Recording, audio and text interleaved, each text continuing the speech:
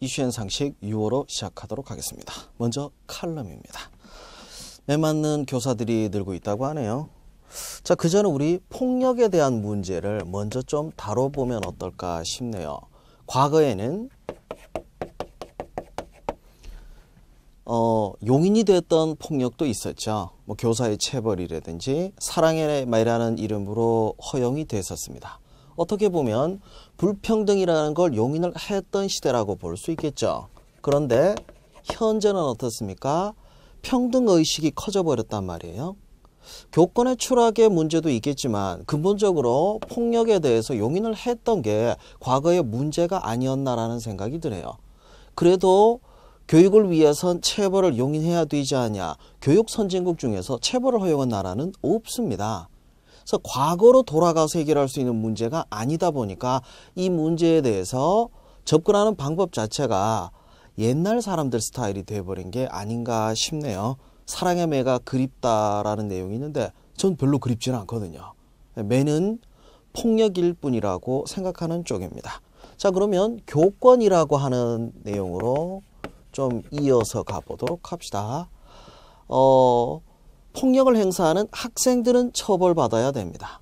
물론 학생들의 미래를 위해서 어떻게 다 처벌하느냐라고 하는데 폭력이기 때문에 당연히 처벌받아야 되죠. 교권을 확립하는 문제와는 좀 다른 문제가 아닌가 싶네요. 이 시대에 필요한 과거가 아니라 현재 교권이 재정립돼야 되지 않을까 그런 생각이 드네요. 교사가 되기만 하면은 편하게 지낼 수 있을까요? 이젠 시대가 변했죠. 이젠 어떤 일자리를 하더라도 무조건 정년이 보장되는 경우는 없습니다. 노력하지 않으면 도태될 수밖에 없죠. 교직도 마찬가지가 아닌가 싶네요. 교사에 대한 평가 이것도 있어야 되는데 문제는 뭐냐면 공정성이 아닐까 싶네요. 사랑의 매가 문제가 되는 가장 큰 기준점은요. 공정하지 않다는 거죠. 개인의 감정에 따라서 언제든지 바뀔 수도 있는 이런 부분이다 보니까 사실 공정해야 될 교육 현장에서 사랑의 말이라는 이름으로 감정적인 그런 폭력이 용인됐다는 것 자체가 잘못된 것 같습니다. 물론 학생들의 폭력을 용인하자는 얘기는 아닙니다. 강력한 처벌은 필요하죠. 그래도 학생들의 미래를 위해서 어떻게 본인의 행동에 대해서는 본인이 책임져야 됩니다. 학생이라 하더라도 그 책임이 면책되어서는 안 되겠죠. 그래서 저는 현실적인 지금의 기준을 가지고 이 문제를 접근해야 해결 방안을 찾을 수 있지 옛날에 좋았는데 이런 얘기로 과연 해결책이 될 수 있을까라는 의문이 듭니다. 자, 내용 이어서 탑 이슈 첫 번째 가습기 살균제 사망 사건 좀 보도록 합시다. 기업이 소비자에게 피해를 끼쳤습니다. 아니 뭐 그럴 수도 있지 않냐. 2011년부터 가시화되면서 총 239명이 사망했고 그 이외에 중증 환자까지 포함되면 정확하게 몇 명인지 아직 파악이 안 되고 있죠. 자, 이 정도 숫자가 사망을 했다라고 하면 거의 재난이라고 봐야겠죠. 그러면 이런 일이 있을 때까지 용인을 했던 정부 부처의 문제가 있을 수 있겠죠. 환경부라든지 보건복지부라든지 또는 제대로 이 문제에 대해서 수사를 했어야 될 검찰의 책임일까요? 어찌됐든 이 문제에 대해서는 정부의 부실한 대응이나 또는 수사가 또 다른 피해를 양산했다고 볼 수도 있겠죠. 대체 이런 물건을 어떻게 소비자에게 팔 수 있었는지 그거 자체가 문제가 아닌가라는 생각이 드네요. 그래서 피해자 측은 기업뿐만 아니라 정부에 대해서도 소송을 제기하려고 하고 있습니다. 자, 모르고 그랬다. 이 정도 피해가 있을 줄은 몰랐다라는 주장도 있었지만 사실 아직 확실하게 밝혀진 건 아닌데 수사하는 과정에서 미리 인지했을 가능성이 높은 것으로 나타나고 있죠.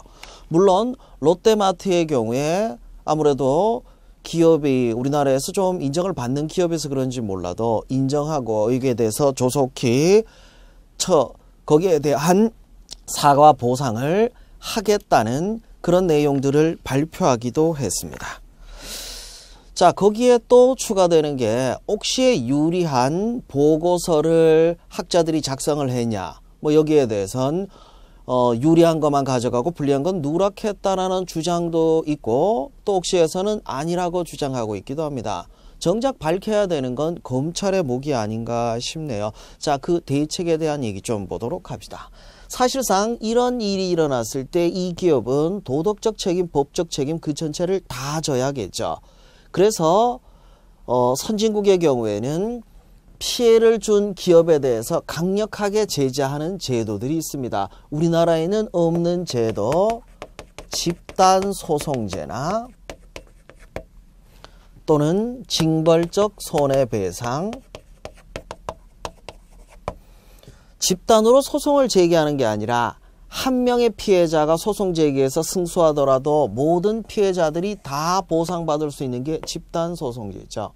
그리고 그 피해에 대해서 민사 영역에서 돈으로 처벌해버리는 게 바로 징벌적 손해배상 제도입니다. 그래서 선진국의 경우에는 이 제도가 무서워서 기업들이 소비자들에게 피해 줄 수 있는 위험에 대해서 굉장히 조심을 합니다. 근데 우리나라는 아쉽게도 기업의 경영 환경에 문제가 있다고 해서 도입을 안 했거든요. 이젠 도입해야 되지 않을까 싶네요. 정작 궁금한 건 정부가 이 문제에 대해서 해결 의지가 있는지, 그리고 국회의 경우에도 마찬가지죠. 여기에 대해서 어서 빨리 조속히 수사하고 해결하려고 하는 의지가 있는지 그게 궁금합니다. 만일에 행정부에서 이런 의지가 있었다고 하면 검찰뿐만 아니라 다른 행정기관들을 동원해서라도 더 철저하게 빨리 조사를 하는 게 맞겠죠. 만일에 국회가 여기에 대한 해결 의지가 있다면 특별법 제정을 해서라도 이 문제에서 어서 빨리 밝혀야 되지 않을까 싶네요. 아직도 피해자들은 제대로 보상받지 못하고 심지어 자신의 돈으로 치료를 받고 있어요. 돈이 없어서 치료를 못 받고 있는 피해자도 있다고 하니까 이 문제는 빨리 여기에 대한 대책이 필요하지 않을까 싶네요. 이젠 기업에 대해서 좀 다른 생각을 가져야 될 것 같습니다. 과거에는 경제 발전을 위해서 기업을 무조건 지원해야 된다. 이 논리 때문에 기업이 잘못하는 부분에 대해서 적당히 넘어가는 부분이 있었는데 이제 시대가 바뀌었죠. 전 세계 시장을 대상으로 경쟁을 해야 되는 기업인데 이런 문제에 발목 잡혀서는 되겠습니까? 당연히 처벌을 확실하게 수사하고 규제해야 되지 않을까 싶네요. 내용 넘어가도록 합시다. 자, 대기업 구조조정에 대한 얘기 좀 볼게요. 경기라고 하는 건 좋아질 때도 있고 나빠질 때도 있습니다. 좋아질 때는 웬만한 기업들은 다 살아나죠. 경기가 나빠지게 되면 경영을 잘 못하면 기업은 언제든지 망할 수도 있습니다. 자, 시장 논리대로 하면 경쟁력이 없는 기업의 경우에는 당연히 시장에서 도태되는 게 맞겠죠. 이게 시장 논리입니다. 물론 기업이 망하게 되면 일자리가 없어지고 실업자가 증가하는 문제가 있다 보니까 정부가 이 기업에 대해서 어느 정도는 도와줄 수는 있어요. 하지만 이 기업이 과연 경쟁력이 있는지 아닌지 이건 좀 따져봐야겠죠. 경쟁력이 없는 기업을 억지로 살리려고 하면 세금이 들어간단 말이에요. 이건 다 국민들의 부담이 되어버립니다. 자, 최근 대규모 산업에 칼을 대려고 하고 있는데 이게 어떻게 됐는지 얘기를 좀 보도록 합시다. 1차적으로 전 세계적인 글로벌 경기 침체가 이어지고 있죠. 자, 이 경기 침체, 그러면 경기 침체가 있으면 모든 기업이 다 망하냐? 그건 아니겠죠. 경영부실이 아닐까 싶네요. 이 경영부실에 대해서 누가 책임져야 되냐? 이 부분을 명확하게 하고 나서 또 하나, 과연 이 기업들이 다시 살리는 게 맞는지 아닌지 이것도 좀 따져봐야겠죠. 뭐 전문가들은 지원을 해서 옥석을 가려야 된다라는 주장들을 많이 하고 있는데 가장 중요한 건 뭐냐면 시장 논리를 명확하게 지켜야겠죠. 능력이 없으면 퇴출된다. 노동자들의 경우에도 성과를 내지 못하면 도태되듯이 기업을 경영하는 사람들도 경영을 잘못했다면 거기에 대해서 당연히 책임져야 되는데 과연 누가 책임져야하는지는 잘 모르겠습니다. 자, 그러다 보니까 책임지는 사람이 없으면 어떻게 됩니까? 도덕적 해이로 이어질 수 있겠죠. 그렇게 해서 기업이 살아나면 경영권은 계속 유지되고 또 잘못되면 그러니까 잘 되면 자기 탓이고 잘못되면 경기 탓이 돼버리는 이런 부작용이 좀 큰 것 같습니다. 자, 구조조정에 대해서 각각의 안을 내놓긴 했는데 선제적으로 가장 먼저 내놓는 안이 뭡니까? 노동자들을 해고하는 인원 감축을 먼저 방안으로 내놓고 있죠. 근데 과연 인원 줄인다고 해서 기업이 다시 살아날 수 있을까요? 이미 경쟁력을 잃어버린 게 문제가 아닌가 싶네요. 자, 무리하게 투자할 때는 그냥 두더라도 이게 경기 침체로 인해서 기업이 부실해졌을 때 이때 뭔가를 지원을 해준다는 거 좀 어폐가 있는 것 같습니다. 시장 논리에 따라서 맡기는 게 가장 맞지 않을까 싶네요. 원래 구조조정 대상 기업들이 꽤 많이 늘었다고 하죠. 근데 좀 궁금한 게 구조조정 대상이 된 중소기업들, 이제 망해가고 있는 중소기업들에게는 이런 대책을 세우는 것도 아닌데 왜 이런 식으로 가야 되는지 모르겠네요. 누가 결정을 했는지 결정을 할 권한을 가지고 있었으면 그 사람들이 책임을 져야 됩니다. 노동자들이 결정한 건 아니에요. 경영진이 결정을 했다면 거기에 대해서 책임은 누가 져야 됩니까? 경영진이 1차적으로 져야겠죠. 물론 노동자들도 책임을 분담해야 될 겁니다. 그리고 이렇게 되는 상황을 그대로 방치해뒀던 정부도 책임을 져야겠죠. 하지만 책임 관계에 있어서 누가 우선적인 책임인지 이걸 좀 따져봐야 되지 않을까 싶네요. 국민이 책임지는 건 우선순위에 들어가서는 안 되지 않을까 싶습니다. 이런 구조조정으로 고용 한파 그리고 내수 불안의 우려가 있다고 하죠. 일자리가 없어지고 소득이 없으니까 당연히 소비는 감소할 수밖에 없고 경기는 더 나빠질 겁니다. 이 상황이 계속되면 기업이라도 아무리 지원을 해주더라도 기업이 살아날 수는 없을 것 같네요. 우려되는 문제들이 쌓여 있는 것 같습니다. 내용 이어가도록 합시다. 세 번째 탑 이슈입니다. 지진과 전쟁 중인 불의 고리 얘기가 나와 있네요. 자, 지도를 보더라도 그리 먼 곳의 활동은 아닙니다. 자, 이어서 나와 있는 지도를 좀 보시면 태평양 연안 국가들 쭉 둘러싸고 있는 지진대가 있죠. 불의 고리라고 하는 환태평양 지진대 얘기입니다. 자, 이 지진대 곳곳에서 계속된 지진이 일어나고 있습니다. 우리도 위험하지 않냐? 최근에 포항을 비롯해서 몇몇 지역에서 지진이 감지되긴 했지만 지진으로 인한 직접적인 피해가 발생됐던 건 아니죠. 그럼 우리는 안전하냐? 안전하다고 얘기할 수 없는 게 역사를 보더라도 지진으로 인한 피해는 분명히 있었습니다. 그리고 방아쇠 효과라고 해서 지진대에 직접 닿아 있는 건 아니라 하더라도 그 영향은 있을 수 있다는 거죠. 그러면 대책을 세워야 될까요? 말아야 될까요? 적어도 지진에서 100% 안전한 게 아니라면 지진 피해에 대해서 미리미리 대책을 세워놓는 건 필요할 것 같습니다. 물론 지진 자체를 막을 수는 없어요. 하지만 지진이 발생했을 때 발생할 수 있는 피해를 미리 예방하기 위한 교육은 필요할 것 같습니다. 자, 그래서 23페이지에 대비책에 대한 내용들이 나와 있네요. 일단 지진이 우리가 생각하기엔 영화에 보면 땅이 갈라지고 거기에 빠져서 죽고 이런 생각하는데 실제로는 그런 피해가 있는 경우는 잘 없습니다. 엄청난 강진일 때나 가능하죠. 보통 지진의 피해에 있어서 가장 많이 발생하는 피해는 뭐냐면요. 위에 있던 물건이 떨어져서 다치는 거. 이게 가장 많습니다. 자, 집안에도 떨어질 만한 것들 있죠. 이런 걸 고정시키는 것도 필요합니다. 자, 고정되어 있던 가스관이 흔들리게 되면 가스가 유출될 수 있겠죠. 이때 불을 지피게 되면 바로 폭발할 위험도 있습니다. 건물 밖으로 나가면 되지 않냐. 건물 밖으로 나가다가 간판이 떨어질 위험도 있거든요. 그래서 지진 선지국이라는 표현은 좀 못한데 지진이 많이 일어나는 일본의 경우에는 지진이 발생했을 때 거기에 대한 대비책이 굉장히 잘 되어 있습니다. 그리고 학교에서도 지진 피해 방지에 대한 교육을 많이 받고 있고요.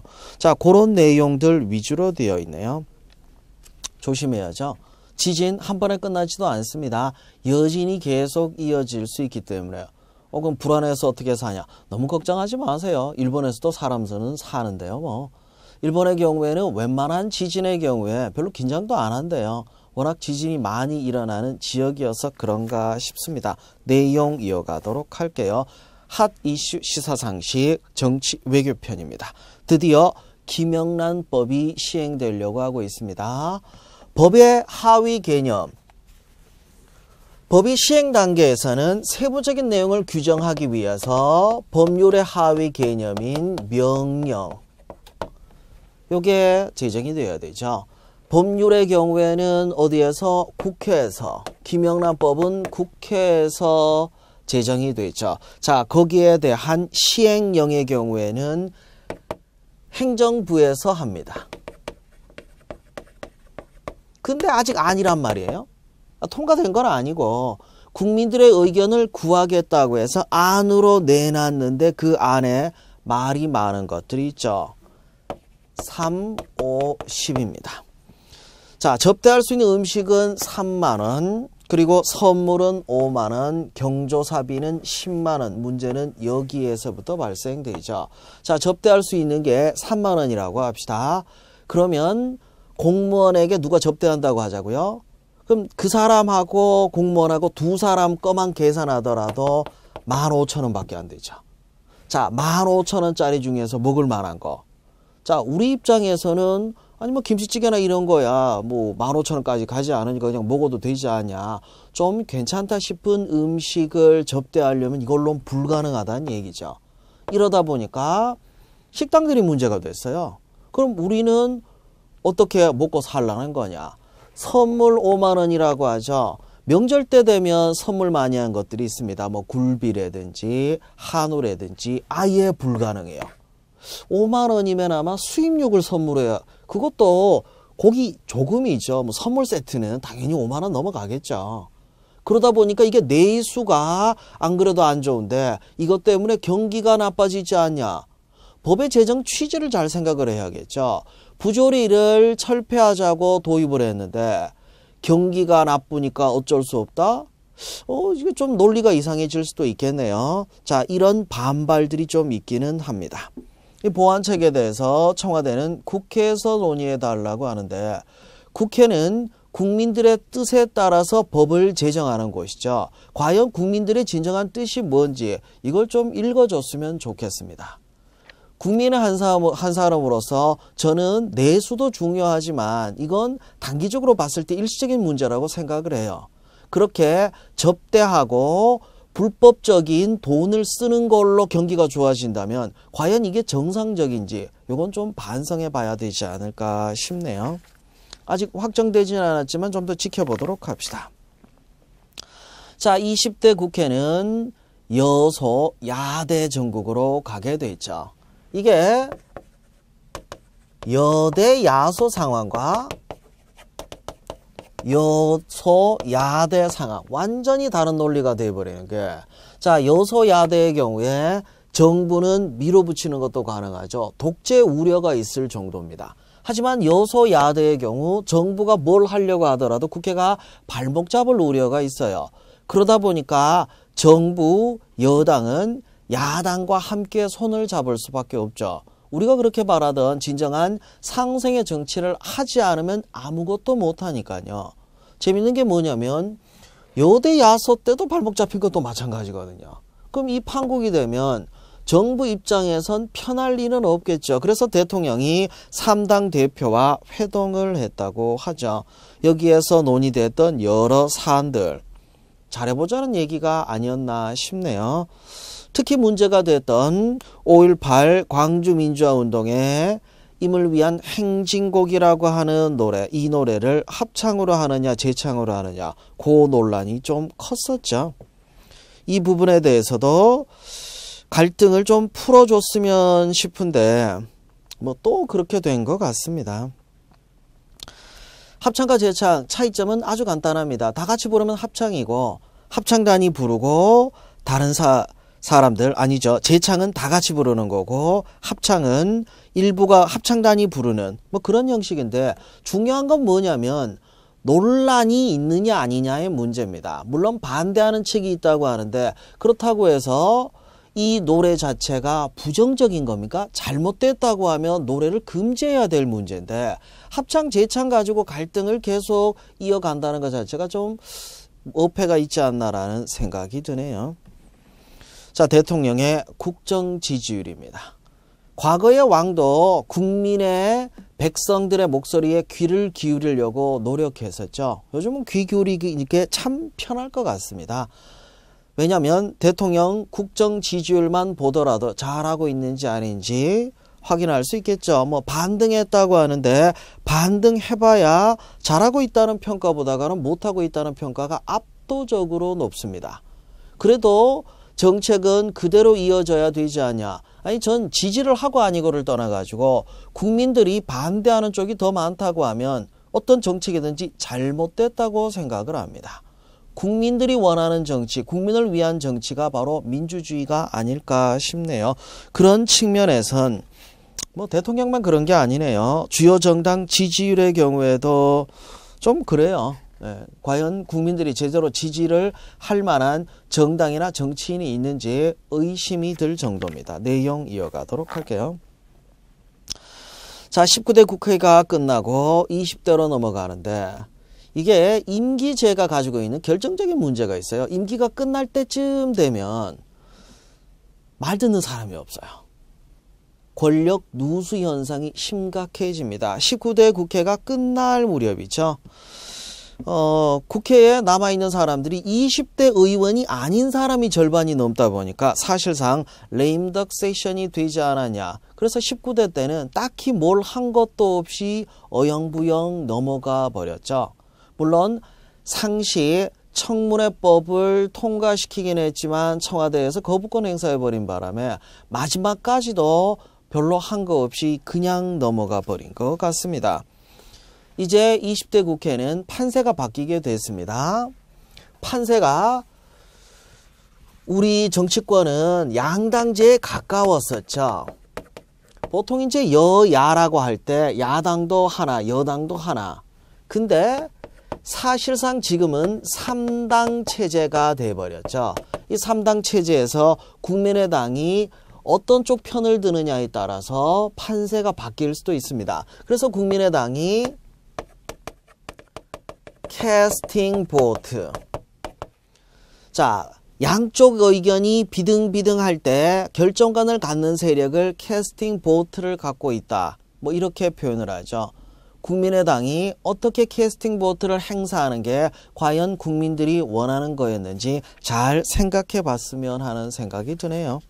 그보다도 이제 두 정당, 기존의 양거대 정당, 이 정당들도 이제 국민의 목소리에 더 귀를 기울여야 될 것 같은데 아직 그 모습이 잘 안 보이고 있네요. 조금 답답한 노릇입니다. 자, 이어서 북핵 개발 의지를 꺾어야, 뭐 제목은 그런데 내용은 아르헨티나 부통령을 접견하는 자리에서 대통령이 밝힌 방안입니다. 요즘 박근혜 대통령은 어떤 국가의 정상을 만나더라도 이 얘기를 하고 있습니다. 북핵 문제에 대해서 얘기를 하고 있는데 우리를 위협하고 있는 북한의 대량 살상무기. 사용을 했을 때 엄청난 인명이 피해를 입을 수 있는 이런 무기를 대량 살상무기라고 하죠. 핵뿐만 아니라 화학무기나 생물학 무기도 대량 살상무기라고 하죠. 그래서 나온 표현이 ABC라고 하는 무기도 있습니다. 아토믹, 바이오닉, 케미컬. 그러니까 핵, 생물학 무기, 화학 무기를 ABC 무기라고도 하죠. 대표적인 대량 살상 무기를 얘기합니다. 북한의 계속된 핵 위협이 우리뿐만 아니라 한반도 나아가서 전 세계 평화에도 위협을 가할 수 있겠죠. 근데 문제는 뭐냐면 당장 해결책이 없다는 거죠. 다른 주변 국가들이 유엔을 통해서 어떻게 압박을 가한다 하더라도 북한이 쉽게 포기할는지 이건 모르겠어요. 제가 마음이 좀 급해서 그런지 몰라도 당장이라도 지금 현재 불안한 상황을 타파할 수 있는 방법이 있다면 전 그 방법이 지금 필요한 게 아닌가 싶네요. 이란의 경제 제재가 해제되면서 우리도 이란과 경제 교류가 더 확대돼 가고 있습니다. 박근혜 대통령이 시장 개척을 위해서 노력을 하자 이런 말씀을 하셨네요. 이 경제 협력이 앞으로 수출 증가에 크게 기여하겠죠. 크게 기여하지만 과연 세계 경기가 침체된 여파를 막을 만큼 될는지 그건 잘 모르겠습니다. 잘해봐야겠죠. 생각보다 이란이 우리하고 문화적으로도 꽤 가까운 나라입니다. 이란도 우리에게 우호적인 면들도 있고요. 그간은 미국하고의 관계 때문에 교류가 좀 뜸했었지만 앞으로 더 활발해진다면 더 나아지지 않을까 싶네요. 자, 내용 이어가도록 합시다. 흡연은 건강에 엄청난 피해를 줍니다. 개인의 건강을 해치는 것뿐만 아니라 엄청나게 많은 비용을 요구하기도 하죠.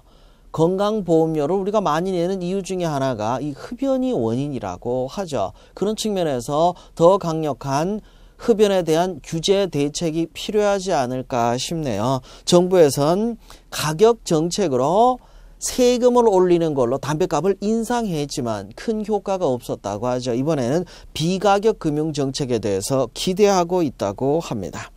주요 내용에 보면 가장 대표적인 게 담배값 경고 그림인데 조금 더 강한 그림을 넣더라도 무방하지 않을까 싶은데 왜 이걸 가지고 국민 정서상 너무 센 그림은 좀 그렇지 않냐 이 논리가 나오는지 모르겠네요. 담배는 금지해야 될 대상이 되죠. 규제 차원이 아니라 국민의 건강을 위해서 더 강력한 제재를 통해서 온 국민이 담배를 끊을 수 있게 만드는 게 더 중요하지 않나 싶네요. 선택의 문제라고 얘기하기에는 담배의 피해가 너무 큽니다. 마약을 선택의 문제라고 얘기하지 않듯이 담배의 경우에도 이제는 선택의 문제, 개인의 선택이 아니라 중독된 사람들, 환자들을 어떻게 해서든지 빨리 고쳐줘야 된다는 측면으로 접근해야 되지 않을까 싶네요. 제가 조금 과격한 표현을 한 부분은 그만큼 담배 피해가 크기 때문이지 개인적인 문제라고만 보기는 좀 뭐하네요. 저도 흡연을 하다가 담배를 끊었는데 끊고 나서 제가 얼마나 많은 사람들에게 피해를 줬는지 스스로 반성을 많이 하고 있습니다. 그래서 그런지 몰라도 이 금연 정책에 대해선 더 노력을 해야 된다라고 저도 생각하고 있습니다. 자, 내용 이어가도록 할게요. 외교부에서 위안부 재단 설립과 관련한 내용을 발표한 부분들이 있습니다. 자, 어떤 대책에 대해서도 최종적으로 얘기한 것도 피해자분들의 의견이 중요하다라고 얘기하고 있는데 일본과 합의를 보는 과정에서도 피해자들의 의견이 반영됐냐 이게 문제가 있죠. 정작 피해 당사자들은 동의하지 않았는데 합의 보고 받아들이라고 강요하는 게 아닌가라는 생각이 드네요. 아직 몇 분 남긴 했습니다. 아니요, 몇 분 남진 않았죠. 위안부 할머니들이 다 돌아가시기 이전에 확실하게 일본의 사과와 그에 따른 피해 보상을 빨리 이끌어내야 되지 않을까. 얼렁뚱땅 넘어갈 문제는 아닌 것 같습니다. 그러기에는 상처가 너무 큰 것 같네요. 그 내용까지 정리해 봤습니다.